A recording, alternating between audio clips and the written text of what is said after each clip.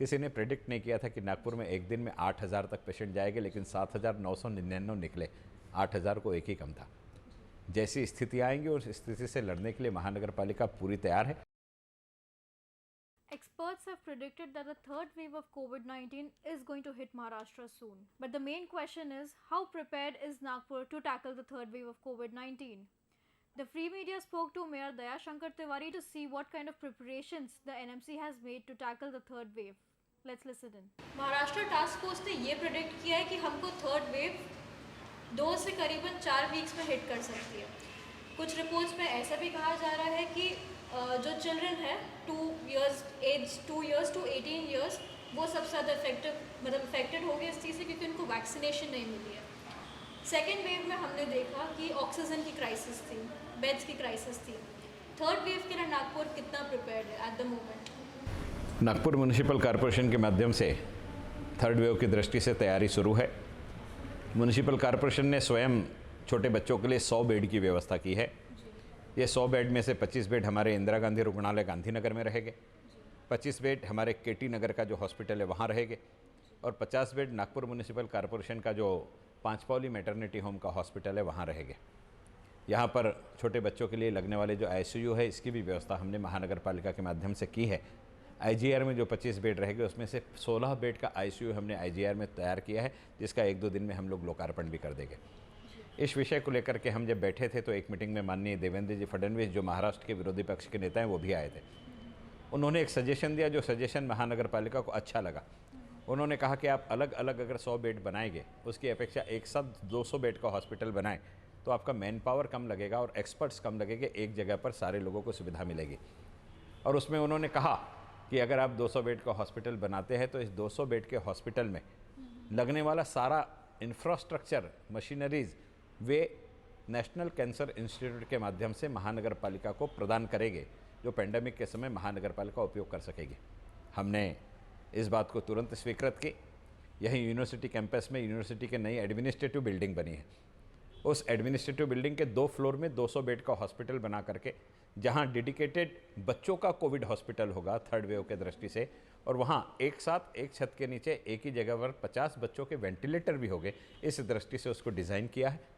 और ये बच्चों का हॉस्पिटल होने के कारण वहाँ पेरेंट्स का भी रहना नितांत आवश्यक होगा, इसलिए बच्चों के साथ साथ वहाँ पेरेंट्स भी रह सके, इस बात का भी हमने विशेष ध्यान रखा। वहाँ बच्चे एडमिट हो गए तो बच्चों के लिए लगने वाली सारी सुविधाएं वहाँ होनी चाहिए। तो बच्चों के पसंद के जो फीचर्स होते हैं, मिक्की से लेकर के डोनाल्ड तक, वो सारे वहाँ दीवारों पर होने चाहिए। वहाँ स्क्रीन लगा करके वहाँ पर कार्टून फिल्म हम लोग दिखा सके जो बच्चों के पसंद के, ये सारी चीज़ें होनी चाहिए। बच्चों के खिलौने वहाँ होने चाहिए। ये सारी सुविधा भी हम लोग वहाँ उपलब्ध करा रहे हैं। वहाँ बच्चों के माता पिता के साथ बच्चा रह सके, इस प्रकार का वातावरण वहाँ निर्मित हम कर रहे हैं। तीसरी वेव के दृष्टि से नागपुर शहर के जितने पेडिट्रिशियन हैं उन सबसे चर्चा करके इस संकट की घड़ी में महानगर पालिका के कॉल पर महानगर पालिका के यूनिट में आकर के वे सेवा दे सके, इस प्रकार का उनसे भी निवेदन किया है। नागपुर के पेडियाट्रिक्स एसोसिएशन के डॉक्टर जो धोटे हैं अध्यक्ष, उनसे चर्चा करके इस संपूर्ण नियोजन को बहुत अच्छे तरीके से करने का हमने संकल्प लिया है। महामारी ये शब्द ऐसा है कि जिसके बारे में कहा नहीं जा सकता कि किस समय में क्या स्थिति होगी। किसी ने प्रेडिक्ट नहीं किया था कि नागपुर में एक दिन में 8,000 तक पेशेंट जाएंगे, लेकिन 7,999 निकले। 8,000 को एक ही कम था।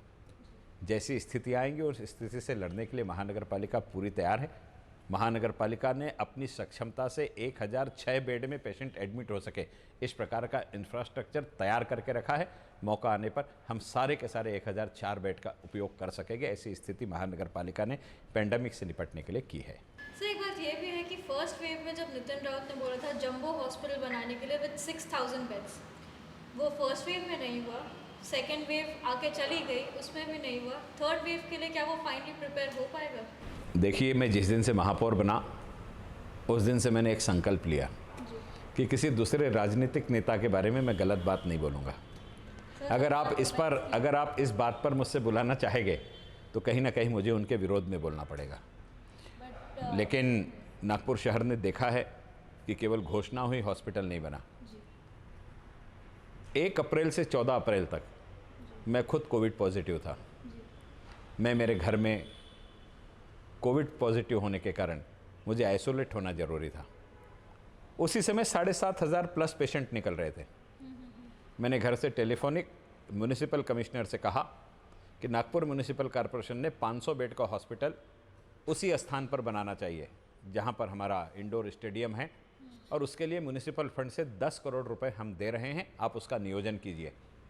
म्यूनिसिपल कॉरपोरेशन के म्यूनिसिपल कमिश्नर ने तुरंत 2 एजेंसी को बुलाया, उस एजेंसी से इसका एस्टीमेट मांगा और एस्टीमेट बन करके तैयार हो गया। लेकिन वो स्टेडियम म्यूनिसिपल कॉरपोरेशन का नहीं है, वो राज्य सरकार का है, और उसकी अनुमति के लिए राज्य सरकार के पास हमें जाना पड़ता है। राज्य सरकार के पालक मंत्री ने हमें अनुमति नहीं दी, अन्यथा महानगर पालिका वहाँ 500 बेड का हॉस्पिटल चालू कर देते थे। उन्होंने कहा कि ये हम करेंगे, लेकिन उसके बावजूद नहीं कर सके, और उसके बाद भी इस शहर से मजाक किया उन्होंने। नितिन जी ने एक मीटिंग ली, उसमें उन्होंने कहा कि ऑक्सीजन गैस का पूरा पुरवठा होना चाहिए। इसलिए वर्धा में जो लॉयड स्टील है, उस लॉयड स्टील में ऑक्सीजन जनरेशन तो होता है, लेकिन उसका उपयोग वो फर्नेस में कर लेते हैं, उसका मेडिकल यूज़ होने की दृष्टि से कुछ करना चाहिए।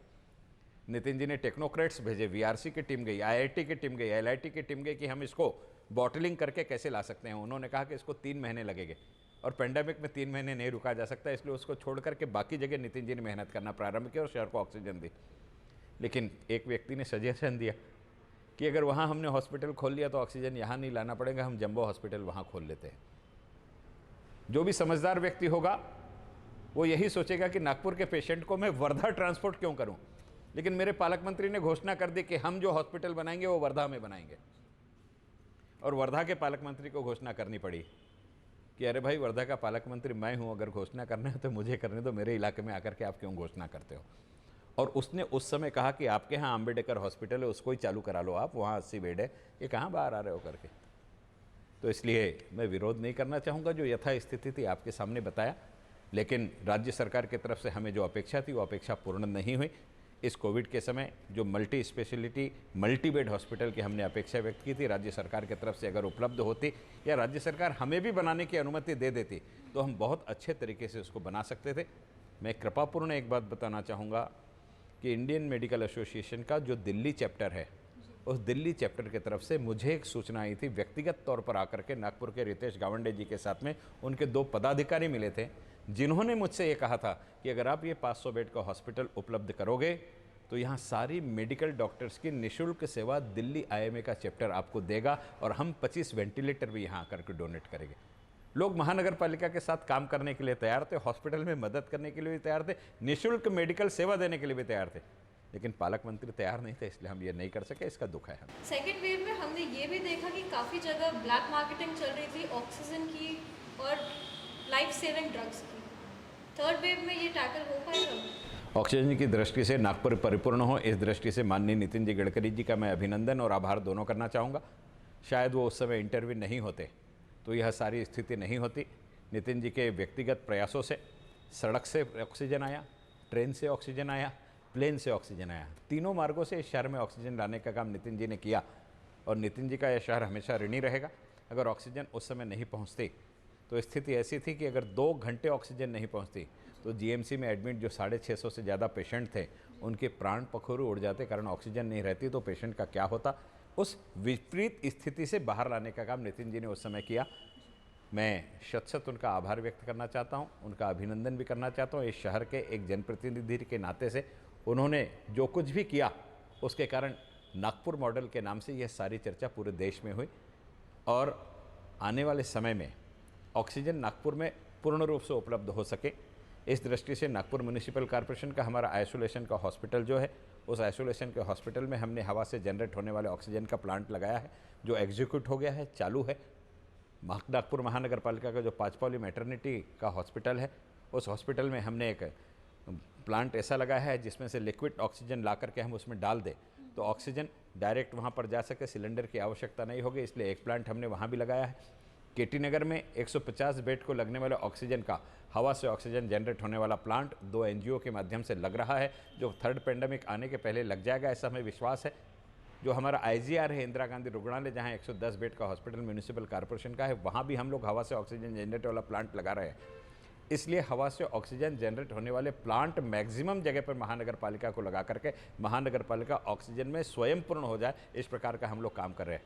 और इस बजट में नागपुर म्यूनिसिपल कॉरपोरेशन 1000 सिलेंडर खरीद रही है कि अगर पेंडेमिक में किसी को ऑक्सीजन की आवश्यकता लगती है तो उसके घर तक निःशुल्क ऑक्सीजन उपलब्ध कराने की जिम्मेदारी नागपुर महानगर पालिका लेगी। यह भी मैं बड़ी कृतज्ञता के साथ में इस शहर के लिए कहना चाहता हूँ। एक आखिरी चीज़ सर, ये हमको सुनाई दी है कि अगस्त 15 से आप कुछ रिवोल्यूशनरी चेंज का प्लान कर रहे हैं, उसके बारे में आप कुछ और बोलना चाहेंगे? मैं जिस समय महापौर बना तो जनवरी 2021 की बात थी वो, और पिछला पूरा वर्ष 7-8 महीने जो कोरोना से लड़ने में गए, और उस कार्यकाल में यह दिखा कि एक करोड़पति व्यक्ति भी अपने जेब में लाखों करोड़ों रुपए लेकर के भी किसी हॉस्पिटल के सामने खड़ा रहता था कि मुझे एक बेड दे दो।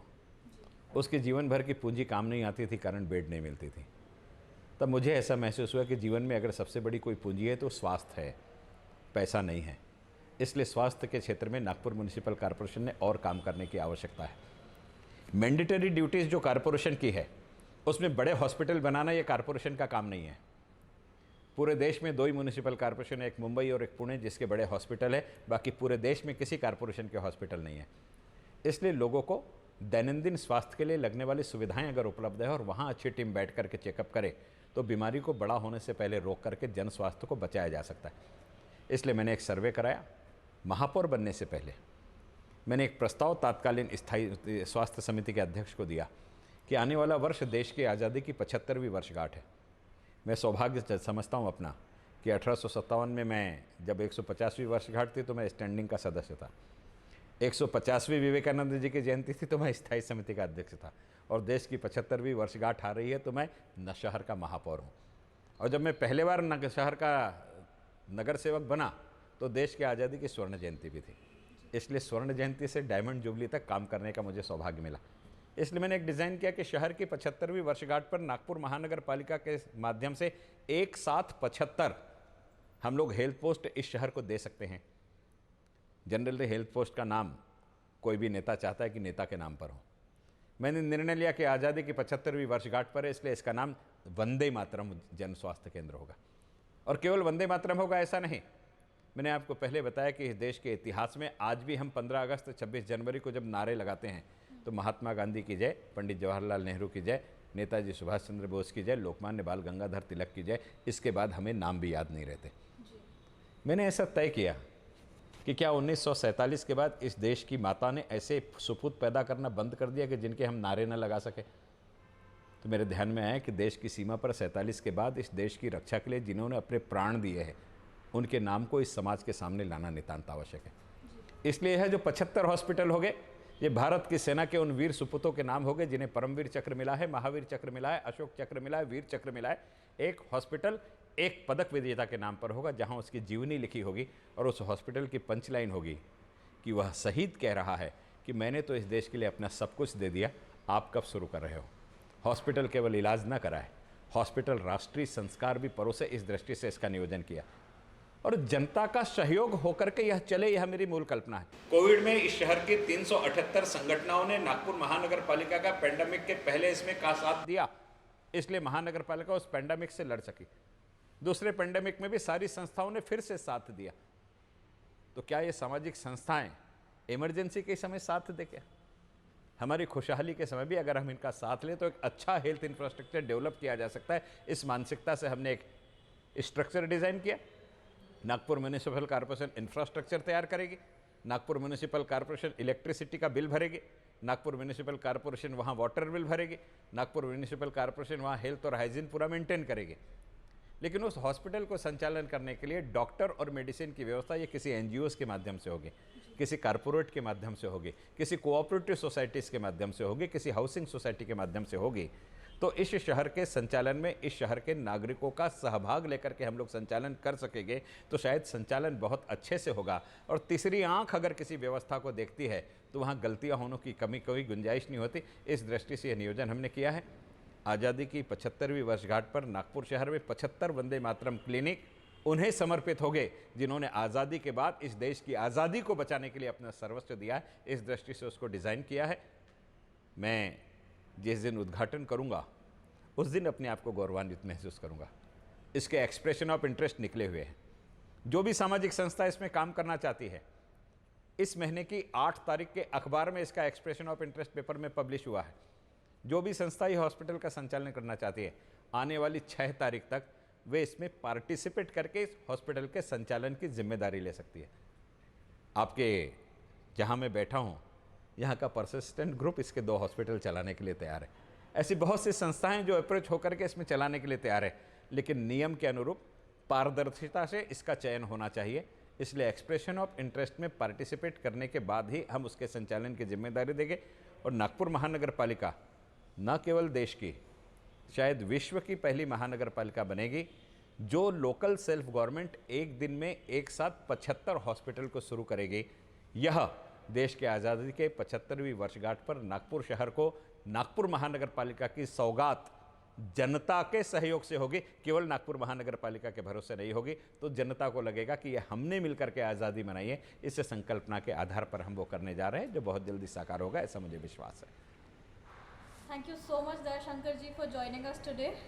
आपके मतलब आई होप ये सब चीज़ें सब जल्दी हो जाए before the third wave comes. Thank you so much for joining. धन्यवाद।